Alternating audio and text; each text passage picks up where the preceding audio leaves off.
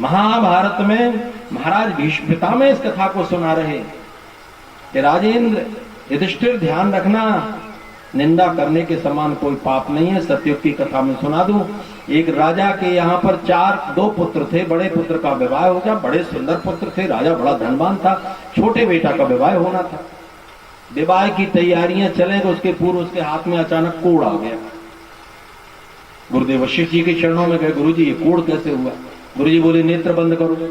नेत्र बंद करके देखा, कहा गुरुजी एक चांदी का पर्वत दिखाई दे रहा है, एक मैले का ढेर। का बेटा चांदी के पर्वत तुम्हारे पूर्व जन्म के सत्कर्म है जिससे तुम राजा के घर में जन्म लेकर आए, और ये मैला का ढेर तुम्हारे पाप है जिससे शरीर में कोड़ हो गया। गुरुजी कैसे मिटेगा, मेरा इतना सुंदर शरीर है। का बेटा दो उपाय है, या तो बड़े बड़े अनुष्ठान हो, चिकित्सा हो, शायद भगवान कृपा करे, या तुम्हारी कोई झूठी निंदा कर दे। तो राजकुमार बड़ा बुद्धिमान था, उसने विचार किया झूठी निंदा तो बहुत साधारण है। अब बड़े भाई का विवाह हो ही चुका था अभी 1 वर्ष पहले। उसने भाभी के पैर पर प्रणाम किया, कहा भाभी माँ कहा आज मैं आपके कमरे में सो जाऊंगा। अच्छा भैया हमारी गोद में सो जाओ। सवेरे शाम प्रणाम करने वाला देवर पुत्र तुल्य है। वो कक्ष में भाभी देवर विश्राम करने चले गए। सवेरे जैसे सवेरा हुआ, भाभी उठ के बाहर निकलने लगी। देवर ने उठ के प्रणाम फिर किया, भाभी थोड़ा रुक जाओ। क्यों? रुक तो जाओ। झाड़ू लगाने वाला, पोछा लगाने वाला, पानी भरने वाला, बिस्तर उठाने वाला, ये सारे कर्मचारी आए तो उसने धक्का मार के देवर ने दरवाजा खोला। आगे आगे देवर, पीछे पीछे भाभी। बिजली चमकने में जितनी देर लगती उतनी देर में सारे नगर में बात व्याप्त हो गई, राज परिवार भ्रष्ट हो चुका है, हमने इन आंखों से देखा है।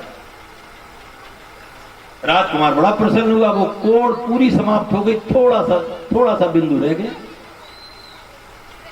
राजकुमार ने कहा गुरुजी ये दवा तो बहुत काम कर गई, ना अनुष्ठान करना पड़ा, ना अपने को कोई पैसा लगाना पड़ा, और ये हमारे लिए लाभ हो गया, लेकिन इतना रह गया है। का बेटा अभी नगर में एक व्यक्ति निंदा नहीं कर रहा है, वो कर दे तब तो समझ लेना पूरे ही मिल जाएगा।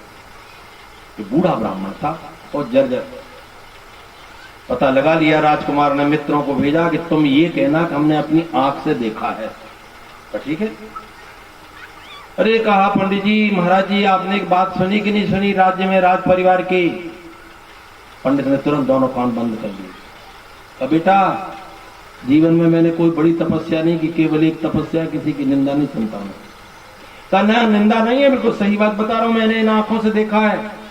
ब्राह्मण बोला बेटा तेरे नेत्र गलत हो सकते हैं पर राजकुमार गलत नहीं, राज परिवार गलत नहीं हो सकता है, ये मेरा विश्वास कह रहा है। गुरुजी इसका गुरुजी वो ब्राह्मण कहने तैयार नहीं है। का बेटा वही एक धर्मात्मा इस राज्य में रह रहा है जिससे तुम्हारा सारा राज्य टिका है। ऐसे सदाचारी ब्राह्मण जो एक भी धर्म का आचरण करने वाला होता है उससे अनेकों का कल्याण हो जाता है। जाओ अब अनुष्ठान और औषधि के प्रयोग से तुम्हारा एक कुष्ठ दूर होगा।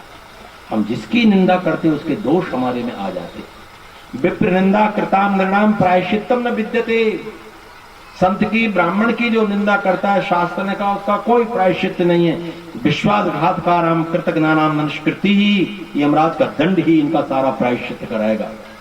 निंदा तो किसी की भी नहीं करना चाहिए, फिर अपने पूज्यों की, मान्यों की, ब्राह्मणों की, गाय की, देवता की, शास्त्र की, महात्मा की, साथ भगवान के परम भक्त की, इनकी निंदा करने के कारण कितना भी नाम जपो कोई लाभ नहीं।